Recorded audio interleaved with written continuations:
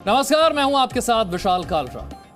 Corona संक्रमण में पिछले दिनों आपने सबसे ज्यादा किस दवाई का नाम सुना है? किस दवाई की सबसे ज्यादा कालाबाजारी होते हुए आपने सुनी? किस दवाई पर केंद्र सरकार से लेकर राज्य सरकारों के बयान सामने आए? वो दवा है रेमडेसिविर। कब तक आप लोगों ने सिर्फ रेमडेसिविर का अब तक सिर्फ नाम सुना था? आज आपको रेमडेसिविर कैसे बनाई जाती है ये बताने जा रहे हैं। जी मीडिया संवाददाता राजीव रंजन की ये रिपोर्ट आपको दिखाते हैं और समझिए कि मुश्किल की इस घड़ी में दवा बनाने वाले लोग कैसे काम कर रहे हैं, कैसे ये दवा आप तक पहुंचाई जा रही है। रेमडेसिविर ये वो नाम है जो कोरोना की लड़ाई में आज सबकी जरूरत बन गई है। कोरोना से लड़ाई में पिछले 2 महीने में अगर किसी दवाई की जरूरत सबसे ज्यादा हुई है तो वो है रेमडेसिविर। जिस जीवन रक्षक के बारे में आपने इतना सुना है, आज जी न्यूज रिपोर्टर राजीव रंजन आपको बताएंगे कि रेमडेसिविर तैयार कैसे होती है। ये रिपोर्ट आपको सीधे रेमडेसिविर की फैक्ट्री से दिखाएंगे। कोरोना संक्रमण से लड़ने के लिए जिस रामबाण की बराबर जरूरत कही जा रही है उसका नाम रेमडेसिविर है और ये असेंबलिंग लाइन है जो कि 1 मिनट में 150 वाइल्स यानी 150 इंजेक्शन के दवाओं को लेबलिंग किया जाता है। अब आप समझ सकते हैं कि आखिर इसे बनाने में कितनी कवायद लग रही है, किस तरीके से फास्ट तरीके से काम किया जा रहा है। जो फ्रंट वर्कर ये कहे जाते हैं कि जो फ्रंट वॉरियर्स हैं वो किस तरह से काम करते हैं। फिलहाल मैं कमला लाइफ साइंस के बीचों बीच में हूँ। ये वो असेंबलिंग लाइन है जहाँ जो लेबलिंग लाइन कही जा सकती है, जहाँ से दवाओं का फुल पैकिंग होके उनके नाम दिए जा रहे हैं। अब वो पैकिंग की तरफ जा रही है। रेमडेसिविर इंजेक्शन के निर्माण की पूरी प्रक्रिया में कुल 10 स्टेप्स है, जिसमें निर्माण से लेकर पैकेजिंग और ट्रांसपोर्टेशन तक का काम होता है। ध्यान देने वाली बात यह है कि इसमें ज्यादातर काम ऑटोमेटिक मशीनों से होता है।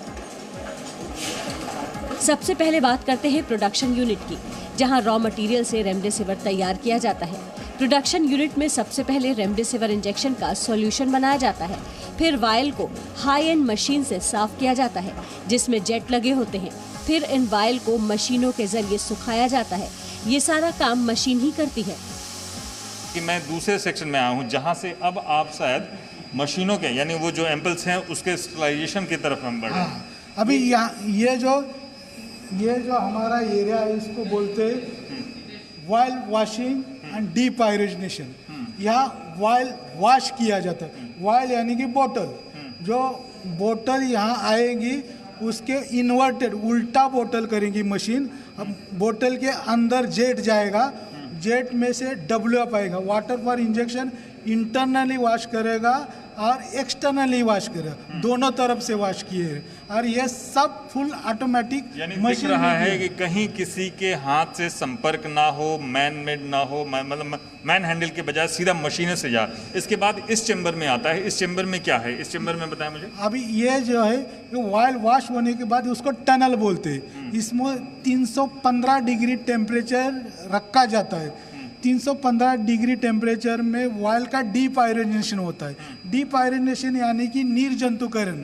वो यानी यहाँ बैक्टीरिया फ्री कर सकता है, या बैक्टीरिया फ्री करके वो जो वायल है मैं एसेप्टिक एरिया में जहाँ फिलिंग करना है वहाँ ट्रांसफर करता हूँ। प्रोडक्शन के बाद पैकिंग एक महत्वपूर्ण प्रक्रिया होती है, इसलिए जी न्यूज रिपोर्टर पैकिंग यूनिट में पहुंचे। यहाँ पर लोग लगातार काम कर रहे थे। कंपनी के CMD से पूछा कि वो इतनी बड़ी मांग को कैसे पूरी कर रहे हैं। सुनिए उन्होंने क्या कहा।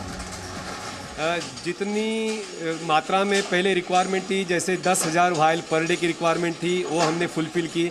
बाद में उन्होंने 20,000 वायल मांगी पर डे, वो फुलफिल की।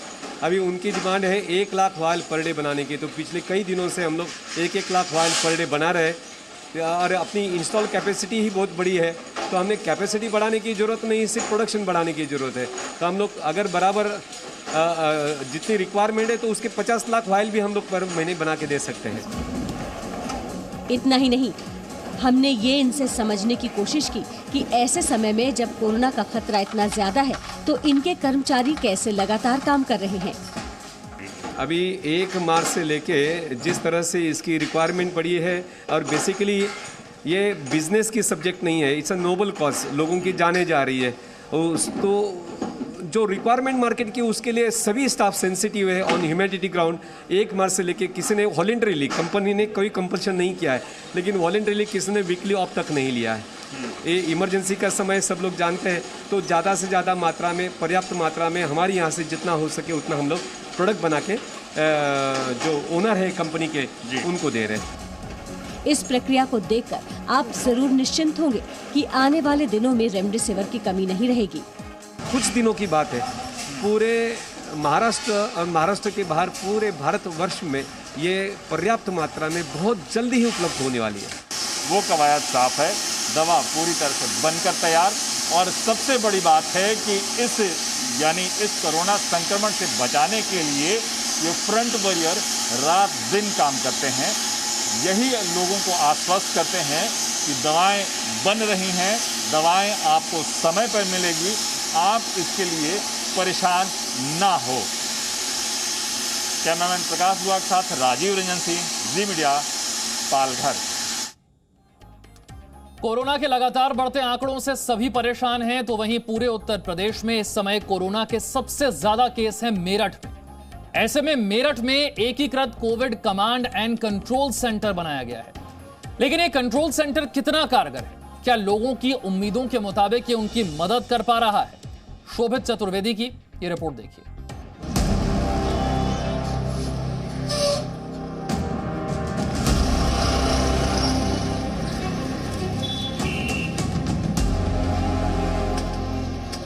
अस्पतालों के बाहर मरीजों की भीड़ है। हर किसी की बस एक ही चाहत है कि उसे अस्पताल में एक बेड मिल जाए। लखनऊ, कानपुर और वाराणसी जैसे जिलों में कोरोना का कहर थमने के बाद पश्चिमी यूपी में मेरठ सरकार के लिए नई चुनौती बन रहा है। हालांकि यूपी सरकार दावे कर रही है कि अस्पताल में बिस्तरों की कमी नहीं है।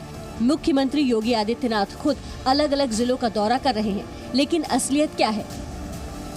क्या यूपी में आईसीयू बेड हैं? क्या सच में अस्पताल में बेड्स की कमी नहीं है? इस बात की पड़ताल हमने मेरठ से शुरू की। जी मीडिया रिपोर्टर शोभित चतुर्वेदी ने कंट्रोल रूम में हेल्पलाइन नंबर 011212668470 पर कॉल किया और उस नंबर पर एक मरीज के लिए आईसीयू बेड की मांग की। एक मरीज हैं कोविड के, उनको बेड चाहिए, तो उनको बेड कैसे मिल सकता है? बेड के लिए जी फारसी में पॉसिबल है सर। वहाँ मिल जाएगा, तो कोई कॉन्टैक्ट नंबर किससे बात करनी होगी? किससे बात करनी होगी वहाँ पे? अगर सर फारसी में आप बात करते हैं तो इससे करिएगा, नोट करिएगा। जी बताइए। डॉक्टर EMH चौधरी, ठीक है। 96390 और एक नंबर और लिखिए। जी डॉक्टर देवी 98720। हेल्पलाइन में बताया गया कि सुभारती हॉस्पिटल में आईसीयू बेड है। इसके बाद हमारी टीम ने दोनों ही नंबर पर कॉल किया तो पता चला कि एक भी नंबर मौजूद नहीं है। दूसरे नंबर पर बात हुई तो अस्पताल ने आईसीयू बेड के लिए साफ मना कर दिया। हेलो हेलो, डॉक्टर साहब नमस्कार। नमस्कार जी। डॉक्टर सुभारती से बोल रहे हैं? जी डॉक्टर साहब, मैं कंट्रोल रूम से नंबर मिला है आपका। एक पेशेंट है आईसीयू, वो उसको बेड चाहिए। बताया कि बेड तो खाली नहीं है सर। जी आईसीयू बेड खाली नहीं है, जनरल ऑक्सीजन पॉइंट्स है। नहीं, वो तो कह रहे हैं कि वहाँ पे आईसीयू बेड, वो तो कह रहे हैं आईसीयू बेड अवेलेबल है सुभारती में। नहीं अवेलेबल नहीं है, फुल है।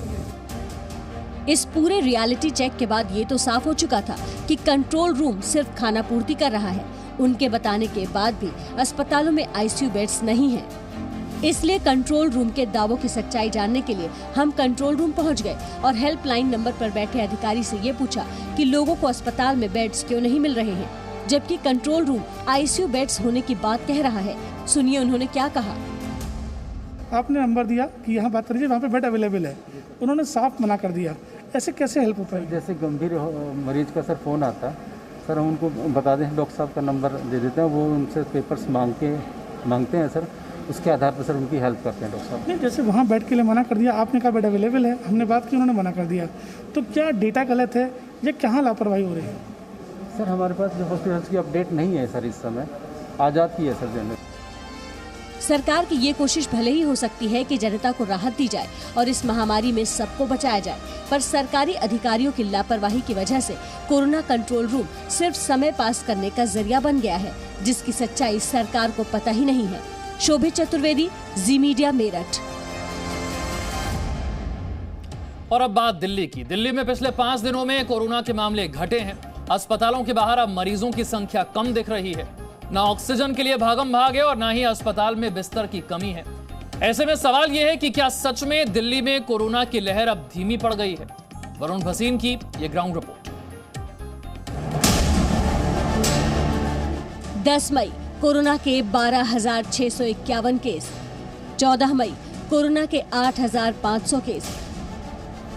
आंकड़े बताते हैं कि पिछले 5 दिनों में दिल्ली में कोरोना के मामलों में कमी आई है। दिल्ली के मुख्यमंत्री अरविंद केजरीवाल भी ये मानने लगे हैं कि दिल्ली में कोरोना के मामले घटे हैं। पिछले 24 घंटों में कोरोना के दिल्ली में 10,000 से कम केस आए हैं। पिछले 24 घंटों में लगभग 8,500 केस आए हैं दिल्ली में। दिल्ली में अब काफ़ी कम लोग बीमार पड़ रहे हैं। अस्पतालों में भर्ती लोगों की संख्या भी अब काफ़ी कम हो गई है। पिछले 10 दिनों में दिल्ली के अस्पतालों में कोरोना के 3,000 से ज़्यादा मरीज कम हो गए हैं, यहाँ कि 3,000 बेड खाली हो गए हैं। और मुख्यमंत्री अरविंद केजरीवाल के इस ऐलान की हकीकत अब अस्पताल के बाहर भी दिख रही है। कुछ दिन पहले तक अस्पताल के बाहर ऑक्सीजन और बेड्स के लिए लोग चक्कर लगा रहे थे। अब अस्पतालों पर बोझ कम हो गया है। कोरोना संक्रमण की चलती इस दूसरी लहर में अगर राजधानी दिल्ली की हम बात करें तो अब जो हालात हैं वो सुधरते हुए नजर आ रहे हैं। अस्पतालों के बाहर जो पहले भीड़ देखने को मिलती थी अब वो उतनी भीड़ नहीं है, क्योंकि जो पॉजिटिव होने के जो मामले थे वो बेहद अब कम हो चुके हैं। अगर देखा जाए जो पॉजिटिविटी रेट आज से 10 दिन पहले 35 के आसपास था वो अब कम हो चुका है और वो अब 15 से नीचे आ चुका है। कल भी दिल्ली की अगर बात करें तो पिछले 24 घंटे में जो 10,000 मामले थे वही सामने आए हैं। हालांकि ये मामले भी अभी ज़्यादा हैं, लेकिन जहां पर दिल्ली में पहले पॉजिटिविटी रेट जो बहुत ज़्यादा था पर अब वो सुधर रहा है। और दिल्ली सरकार की तरफ से भी ये जानकारी दी गई है कि जो ऑक्सीजन की ज़रूरत थी, यानी कि जो 700 मीट्रिक टन से ज़्यादा ऑक्सीजन की ज़रूरत पड़ रही थी वो अब 582 के आसपास रह चुकी है। यानी कि वो जो मरीज़ एक साथ जो बाहर आया था दिल्ली के हॉस्पिटल्स में वो कम हुआ है और मरीज जो लोग मौजूद हैं यहाँ पर उनको अब वो जो इलाज है वो ज़्यादा अच्छे से मिल पा रहा है। जो मेडिकल जो स्ट्रक्चर था जिस पर दबाव पड़ा था वो इस वक्त थोड़ा सा कम होता हुआ नजर आ रहा है और यही कोशिश की जा रही है कि अब ज़्यादा से ज़्यादा लोगों को अच्छे से वो इलाज मिल पाए, जो कि शायद पिछले 10 से 15 दिन या 20 दिन की बात करें तो लोगों को दिल्ली में नहीं मिल पा रहा था। और उन्हीं गलतियों को अब एक बार से फिर सुधारने के लिए राज्य सरकार और केंद्र सरकार दिल्ली में काम कर रही है। Varun Bhasin, Zee media, Delhi. Presenting B News app, available on Google Play and App Store. Download it now.